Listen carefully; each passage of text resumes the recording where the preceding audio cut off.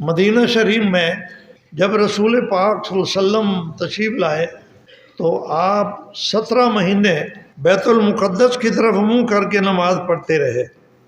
مدینہ شریف سے بیت المقدس ہے شمال کی طرف، شام میں ہے، اور بیت اللہ ہے جنوب کی طرف، مکہ میں ہے، بالکل اپوزٹ ہے۔ 17 مہینے ادھر منہ کر کے نماز پڑھتے رہے، اور یہ قبلہ ہے یہود کا، یعنی یہود بھی اسی کو اپنا قبلہ مانتے ہیں اور ادھر ہی منہ کر کے جو کچھ کرتے ہیں۔ تو بڑے خوش پھر رہے تھے کہ حضور محمد مصطفیٰ صلی اللہ علیہ وسلم ہمارے دین کے قریب آ رہے ہیں، لیکن اللہ کے نبی ادھر منہ اس لیے تو نہیں کر رہے تھے کہ یہود مجھ سے خوش ہو جائے، وہ تو اللہ کا حکم تھا، مگر وہ خوش ہو رہے تھے کہ ہمارے قریب آ رہے ہیں۔ حضور کو اس بات کا شوق تھا کہ ہمارا قبلہ وہی ہونا چاہیے جو ابراہیمی قبلہ ہے، جس کو ابراہیم علیہ السلام نے تعمیر کیا۔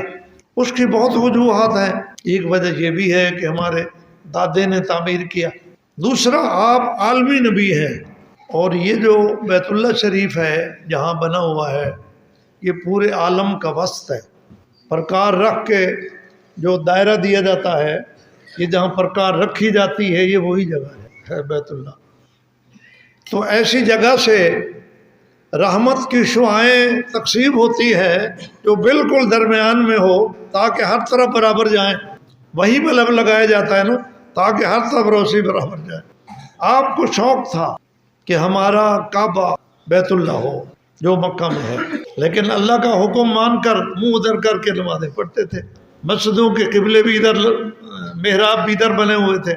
شوق آپ کو اتنا تھا کہ کبھی کبھی آسمان کی طرف منہ اٹھا کر دیکھنے لگ جاتے تھے کہ شاید وہی آ رہی ہو، وہی اوپر سے آتی تھی نا، شاید جبریل امین وہی لے کر آ رہا ہو کہ قبلے کی طرف بیت اللہ کی طرف منہ کر لو۔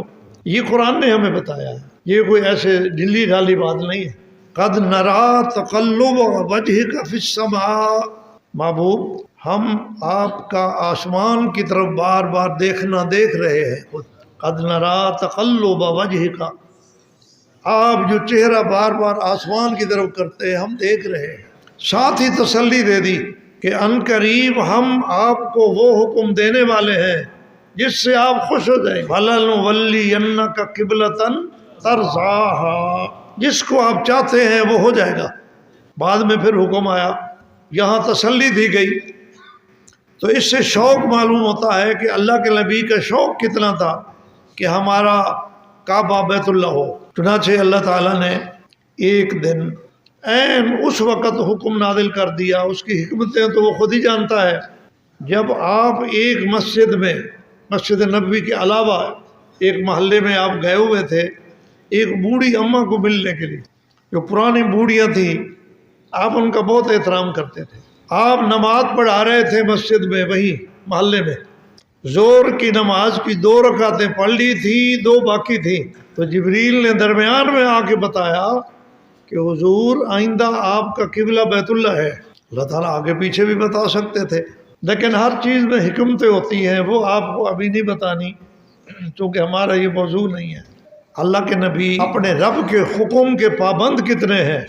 آپ نے یہ نہیں کہا جبریل انتظار کرو مجھے نماز تو پوری کرنے دو، نہیں، باقی جو 2 رکعتیں تھیں وہ بیت اللہ کی طرف منہ کر کے پڑھائی۔ پہلے تو آپ ادھر کھڑے تھے، مقتدی ادھر کھڑے تھے، آپ یہاں سے چل کر یہاں آ گئے، مقتدیوں نے اپنا چہرہ تبدیل کر لیا، آپ نے بیت اللہ کی طرف منہ کر کے باقی 2 رکعتیں پڑھائیں۔ تو اس مسجد کا نام ہے مسجد قبلتین۔ یہ جو عمرے کے لیے یا حج کے لیے لوگ جاتے ہیں یہ اس مسجد کی زیارت بھی کرتے ہیں۔ یہ پس منظر اگر معلوم نہ ہو تو یہ بات سمجھ میں نہیں آتی کہ ایک مسجد کے 2 قبلے کیسے ہو سکتے ہیں۔ یہ پس منظر تو ضروری ہے، تب تو پتہ چلے گا کہ اس مسجد کے 2 قبلے کیسے ہیں۔ یہ مسجد قبلتین ہے کیونکہ 2 رکعتیں شام کی طرف منہ کر کے اور 2 رکعتیں جنوب کی طرف منہ کر کے اللہ کے نبی نے پڑھائی، زور کی نماز۔ پھر عصر کی نماز آ کے مسجد نبوی میں پڑھائی، وہ بیت اللہ کی طرف منہ کر کے پڑھائی۔ اللہ کے نبی اللہ کے حکم کے کتنے پابند ہیں کہ نماز کے درمیان میں منہ پھیر لیا۔ بظاہر ادھر سے چل کر آدمی جب ادھر جاتا ہے تو کافی سارا چلنا ہو جاتا ہے، عمل بن جاتا ہے، تو اس میں اللہ تعالیٰ نے یہ بھی سبق دیا کہ تم ظاہر کو نہ دیکھو، تم اس بات کو دیکھو کہ رب کس میں خوش ہوتا ہے۔ رب اب اس میں خوش ہوتا ہے کہ ادھر منہ کرو، اگر نماز میں چلنا پڑتا ہے تو چلو۔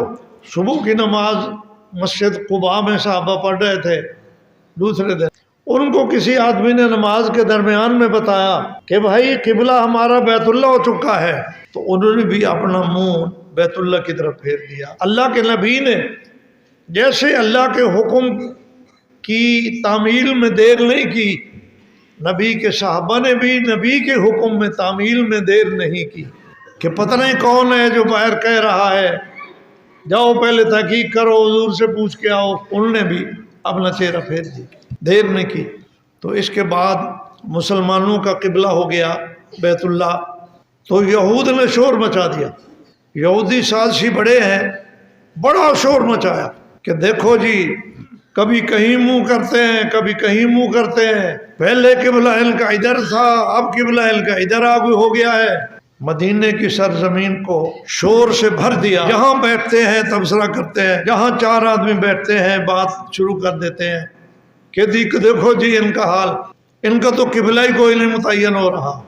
تو جب اس بحث میں غلو کیا یہود نے، تو اللہ تعالیٰ نے یہ آیت اس وقت اتاری، لیس البر ان تولوا وجوہکم قبل المشرق والمغرب، کہ لوگوں نیکی صرف یہ تو نہیں ہے کہ منہ مشرق کی طرف کر لو یا مغرب کی طرف کر لو، نیکی اس میں بند تو نہیں ہے، اصل تو تمہارا دین یہ ہے جو آگے اللہ نے ذکر فرمایا، وَلَٰكِنَّ الْبِرَّ مَنْ آمَنَ بِاللَّهِ وَالْيَوْمِ الْآخِرِ إِلَى آخِرِهِ۔